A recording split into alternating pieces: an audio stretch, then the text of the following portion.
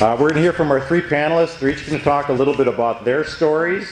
Then they'll get a chance to ask each other if they have any questions. And then we're going to take questions from the audience that you may have for any of these three. So I'm going to give a brief introduction for all three of them. Then I'm going to invite Christine up to talk a little bit about her story. So the first person on my left is Christine Welcher. She's from East Troy. She's a farmer and works with the Small Farmers Alliance. She ran for state assembly in the 32nd district, and she's now turned her energies towards working for political party transformation. Please welcome Christine Welcher.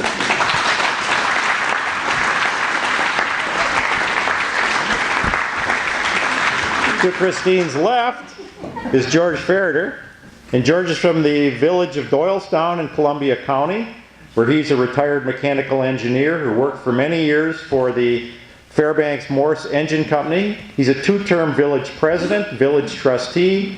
He's run two campaigns for the state assembly in the 42nd district. He was just elected chairman of his county party. Let's give George a nice round of applause. And to George's left is Debbie Fairbanks. She's from Monticello. She's working two jobs as an electronic public specialist for Land's End in Dodgeville, and she works as a bartender and a waitress. She recently was elected to a seat on the New Glarus School Board and is secretary of the Greene County United to Amend. Please welcome Debbie Fairbanks. So Christine, it's your turn to tell us your story. Again, please welcome Christine Welcher. Okay.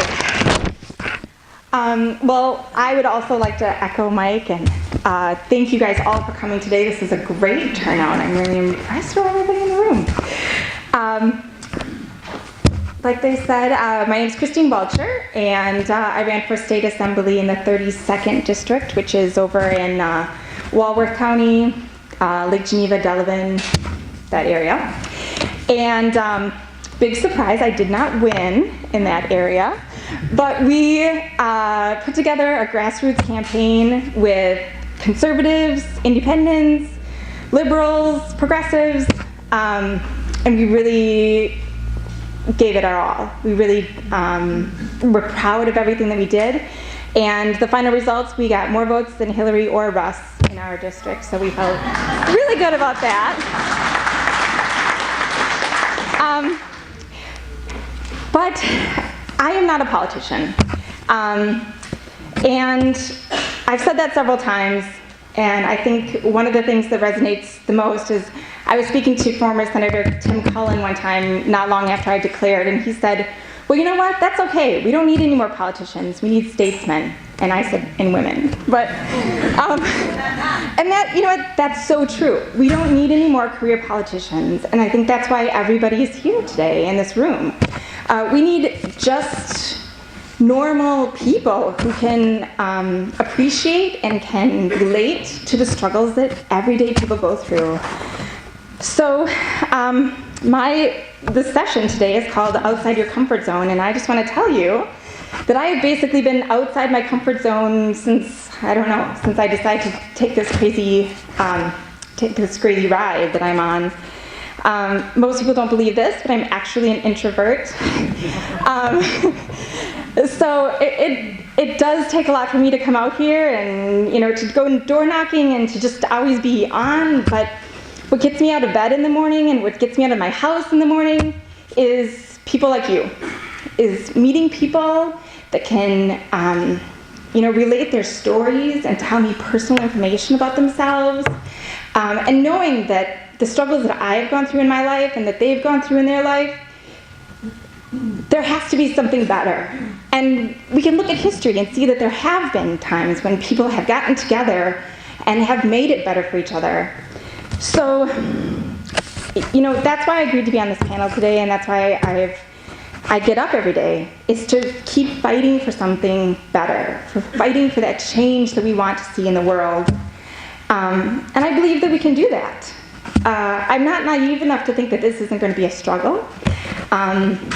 At my CD convention last year, when I announced my candidacy, and CD is congressional district, if you don't know what that means, in a room full of Democrats, I was told I wasn't a real Democrat because I hadn't been a member of the party for, I don't know, since I was born maybe. I'm not sure exactly what the regulations are, but that I wasn't a real Democrat.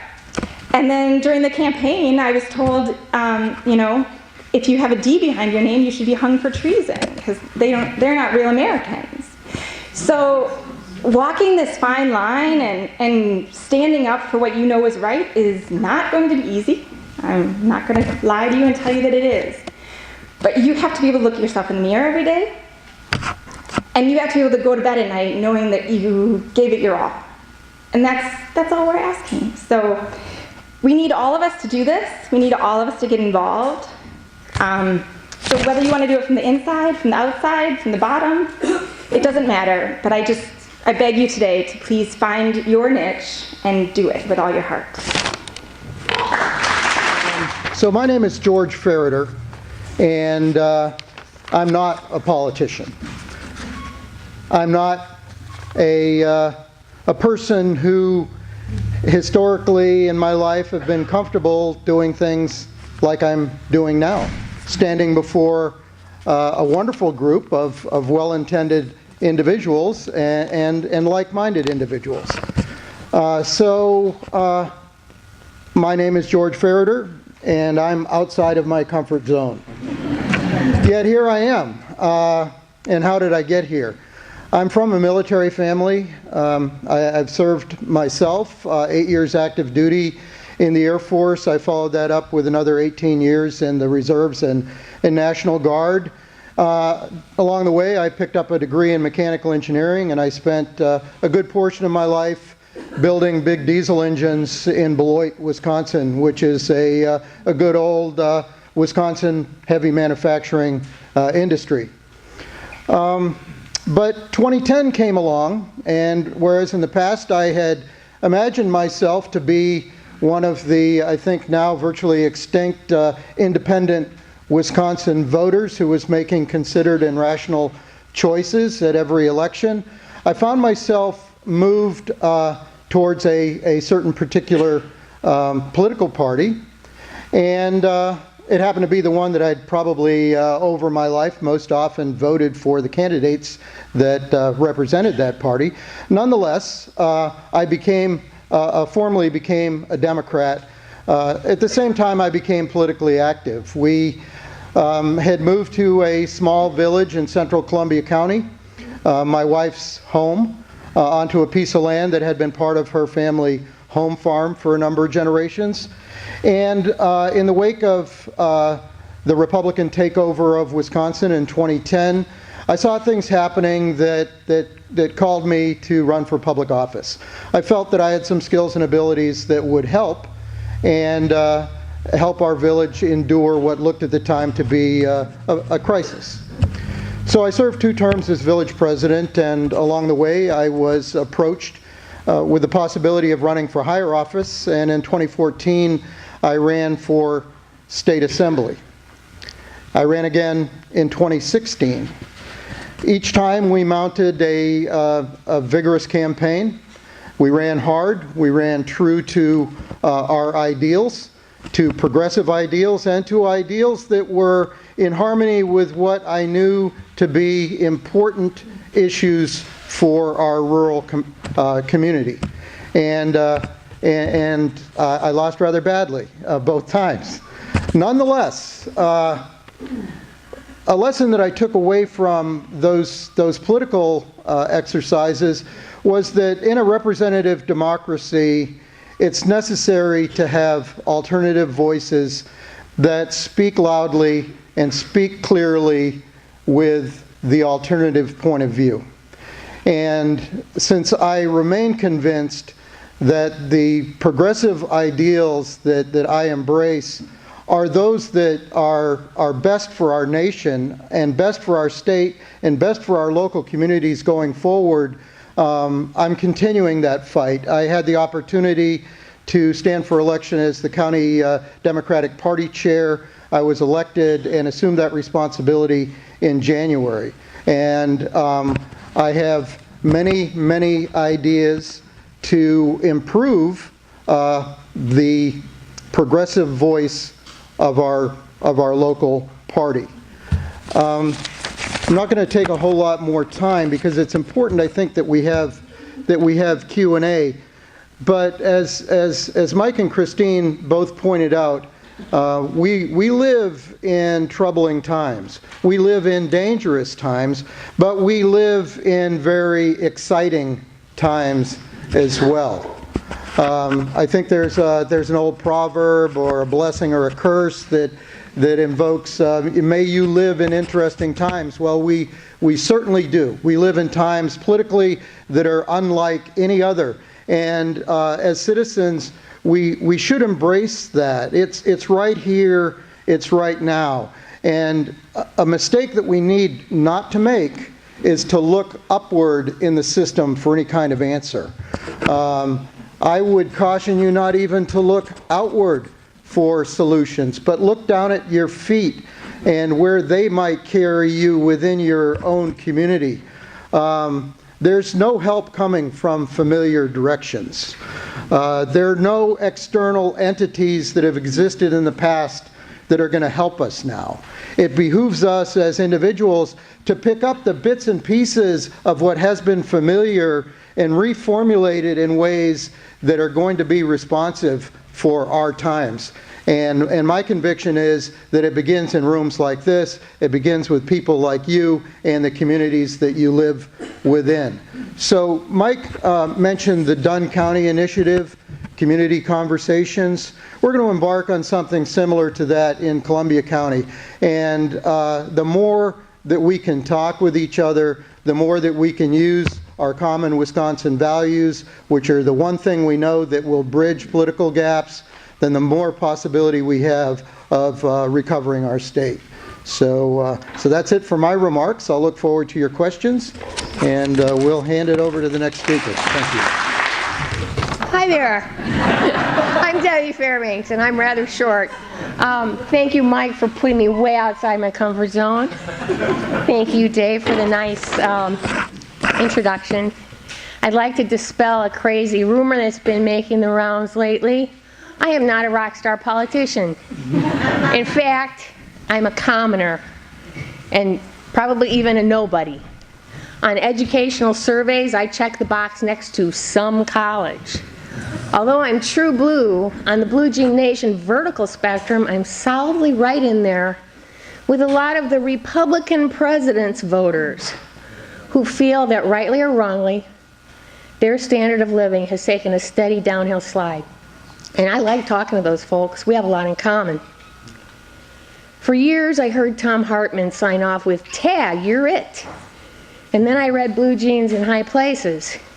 And I was so inspired to think that maybe some of us normal people might have a place in public office. But at the same time, I thought, I'm a nobody.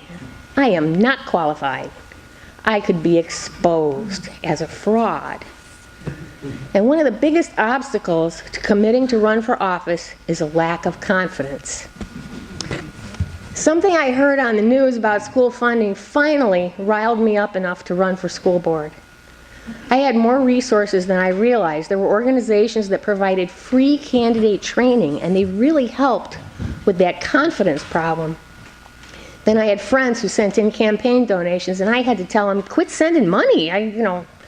I signed up to not spend very much. I designed and printed my own literature, and then I joined the Democratic Party just to get access to their database so that I could draw up walk lists and mailing lists. A friend of mine provided a space for sign painting party, and we had a party and treated the volunteers to pizza. And all those people put signs up in their yards. And then I mailed postcards to all the rural voters. And all that was left was the part that really scared me: canvassing in the village. So I put on my mom jeans and set out door to door in some of the worst weather imaginable in late March. It was like sleeting sideways. And I was like coated with ice. One of the things that you learn when you go canvassing is that most people are not home. Phew! And the only problem with that is that if you get to talk to 2 people on one block, you're lucky. After a while, you start thinking, I'm not going to get elected if I don't talk to people, so I have to quit being relieved that no one's home. But then there's this really nice, special thing called Wisconsin Nice. And as uncomfortable as it is to walk up somebody's front walk and knock on their door and give them your first tentative elevator speech about why they should vote for you, it's a huge relief that for the most part they take pity on you. And they even thank you for being willing to run for office and serve. They also ask very, very good questions. Going door to door can actually restore your faith in the goodness of Americans. As Dave said, I won that seat and have served on the New Glarus School Board for nearly a year. Wisconsin Progress, who provided some of my training, recently held a conference for somewhat newly elected local officials so that we can learn from and be inspired by each other and learn what other people who are in even higher offices wish they had known when they first got elected. So, if you're a commoner too, consider running for local office. You might just be the one to save our democracy.